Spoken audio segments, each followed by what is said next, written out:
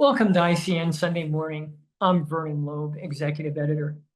If the environmental justice movement was born in 1982, when civil rights activists demonstrated against the siting of a hazardous waste landfill in a predominantly Black North Carolina county, the movement reached its apotheosis in 2022 with a $3 billion grant program under the Biden administration as part of the Inflation Reduction Act. But all of that money was rescinded in the frenetic sweeping cuts earlier this year when President Trump came back to power. The president branded environmental justice as a radical and wasteful movement to provide special preferences to minority groups. He saw it as a system of reverse discrimination, and he lumped it together with diversity, equity, and inclusion programs, DEI, which of course he intensely dislikes. The injustice of this attack, though, on the environmental justice grants is that they weren't DEI or special preferences. They were rather efforts to assist communities of color, but also other low-income communities that have been disproportionately harmed over the years by their proximity to vehicular traffic and trash incinerators, oil refineries, and other heavily polluting industries. The cancer rates, the asthma rates, the disease metrics in these communities are often off the charts, way higher than the national average.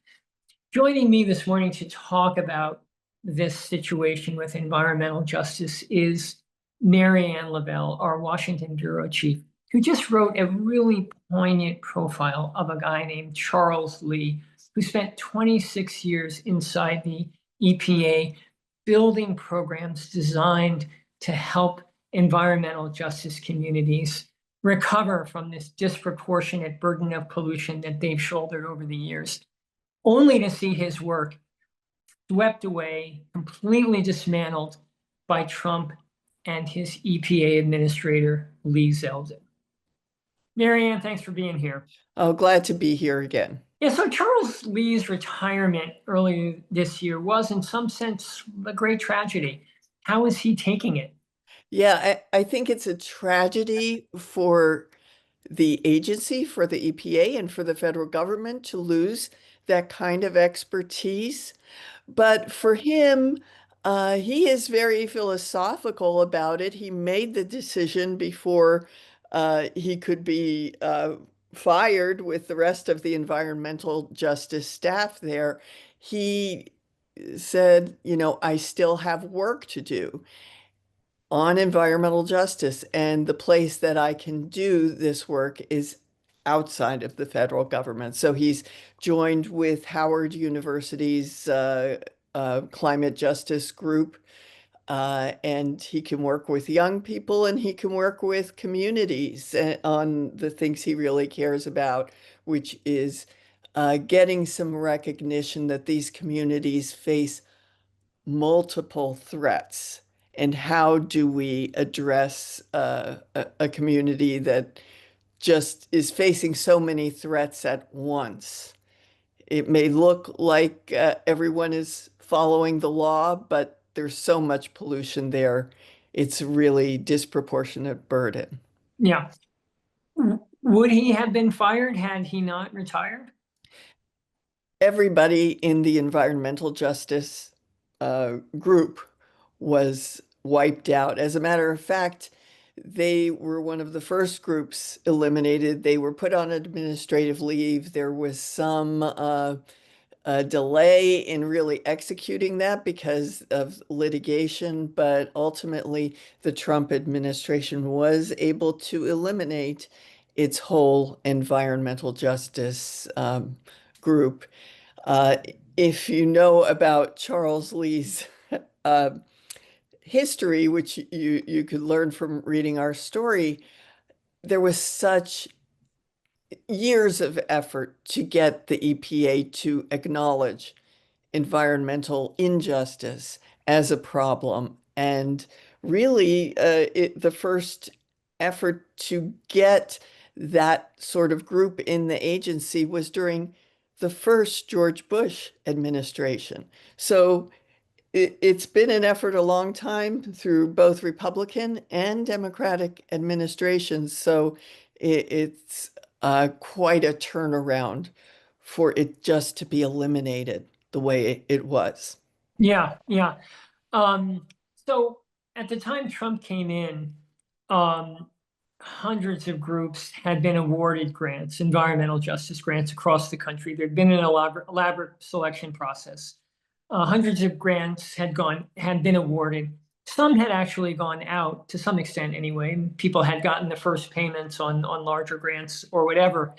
And many of them went to court to try to hold on to that money, to try to fight Trump's cuts and his rescissions. Um, is that still ongoing in the courts? And might some of those groups still get some funding or not? The fight's still going on in the courts. It may go on for months or even years more. But I have to say that so far things have not looked good for them. Remember, the federal courts have a lot of appointees, a lot of Republican appointees and appointees by Donald Trump himself from his first administration. And that's especially true in Washington, D.C., in the courts here. And those are the courts that hear the Environmental Protection Agency cases. And so far, uh, even though the Trump administration has been losing some pretty big cases in the courts recently, in the environmental area, the courts have been pretty supportive of the idea that the EPA has the right to rescind those funds. The argument is, well, we can go to claims court and negotiate, maybe a payout. Maybe we owe you a portion of this to fulfill our contractual obligations. But as far as programmatically, uh, the courts have so far supported the Trump administration's right to rescind this money. Yeah. In reading your profile, I was really struck by the way Charles Lee drew the distinction between DEI and, as Trump has it, special preferences and environmental justice on the other hand. Um, Describe how he argues that case. Yeah, really good point. Uh, Environmental justice is not about special preferences. It's about making sure that everyone is protected, no matter what their socio or economic status is. And that simply was not happening. Uh, the record is so clear on that. And if we take just one example of a community that Charles Lee and the EPA were able to help once they turned their attention to this problem, it was a community in Spartanburg, South Carolina, that was just surrounded by landfills, industrial waste dumps, and it contributed to the blight in this community. And this young activist, I wrote this down, he first came to the EPA and because 62 people had died of lung cancer in a 2-year period, right around where he lived, including his own father, and just begging the Environmental Protection Agency to take a look. What they found was toxic pollution at 30 to 40 times the the levels that are considered, maximum that people should be exposed to. And so, like 2 Superfund sites, 6 brownfield sites were set up there. That area was really cleaned up, and it sparked an economic revival in that area. And that's what environmental justice was meant to address. No one should live in a situation like this. And we agreed to it through both Republican and Democratic administrations. I think we've forgotten uh, some of the roots of why environmental justice became a rallying cry and uh, an issue for the government to address. Right. I was also inspired by Charles Lee's belief that Trump cannot kill the environmental justice movement. Um, given the sort of massive damage he has in fact done at this point to the federal effort, why does Lee think that? It's from his own history of working on this issue, not only for the 26 years he was in the federal government, but before that, he really got involved during the big protests in North Carolina in 1982 over this toxic waste dump that was being moved to Warren County, North Carolina.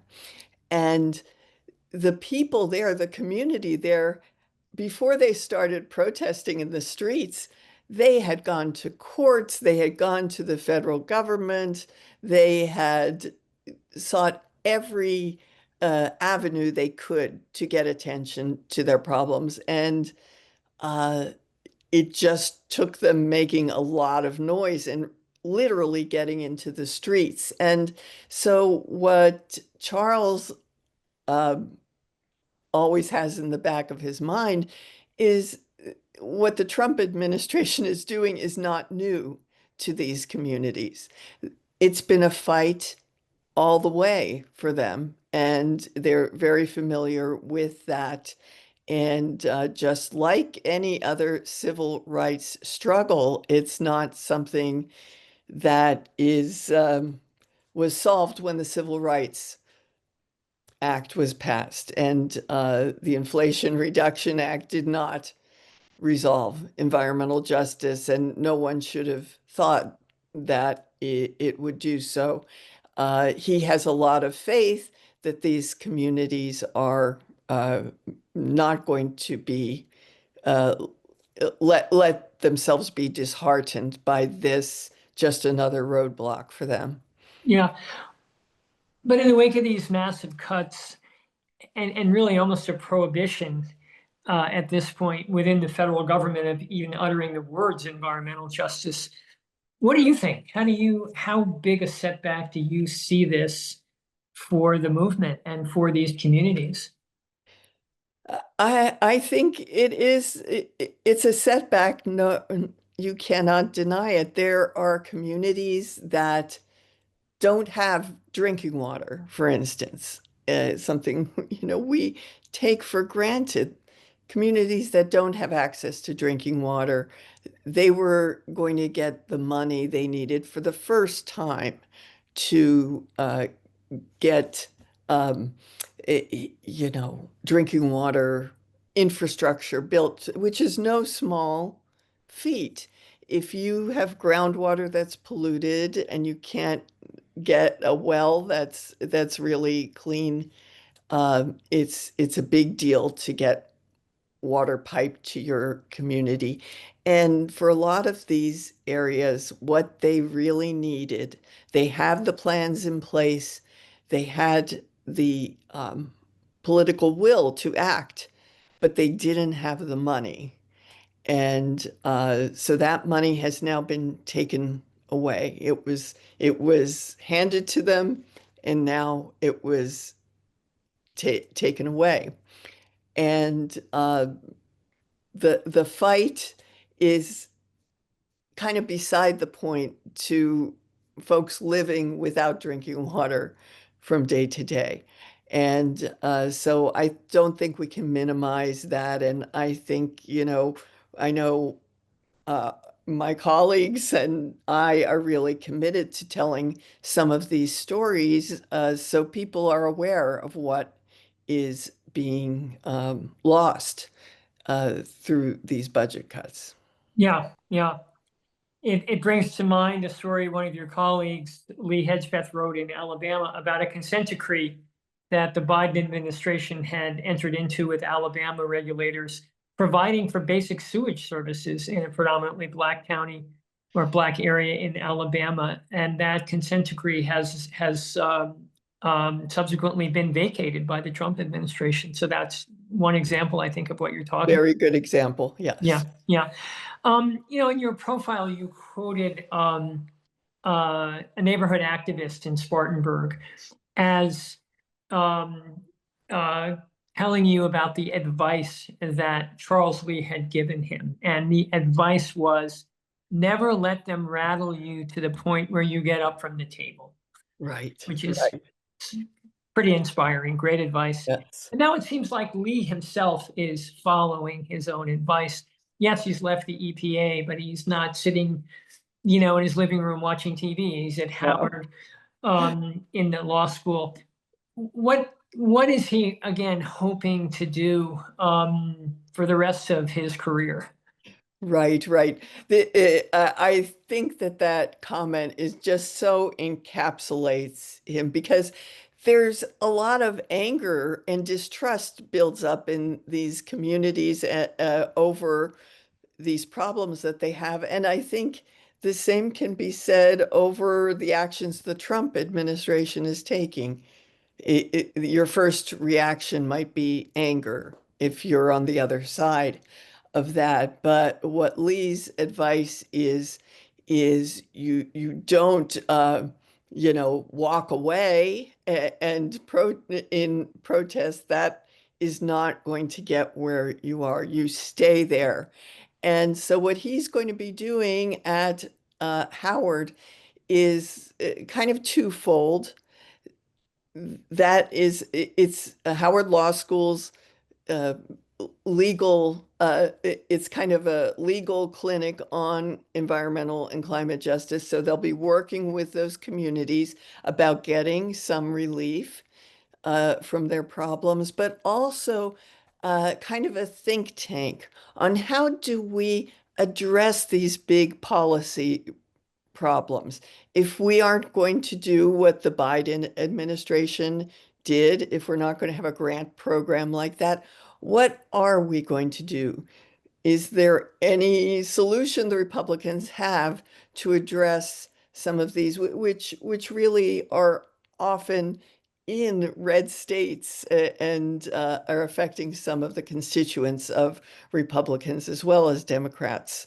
So that's what he will be working at, and also keeping a track of science and the issue of multiple pollutant assaults for these communities.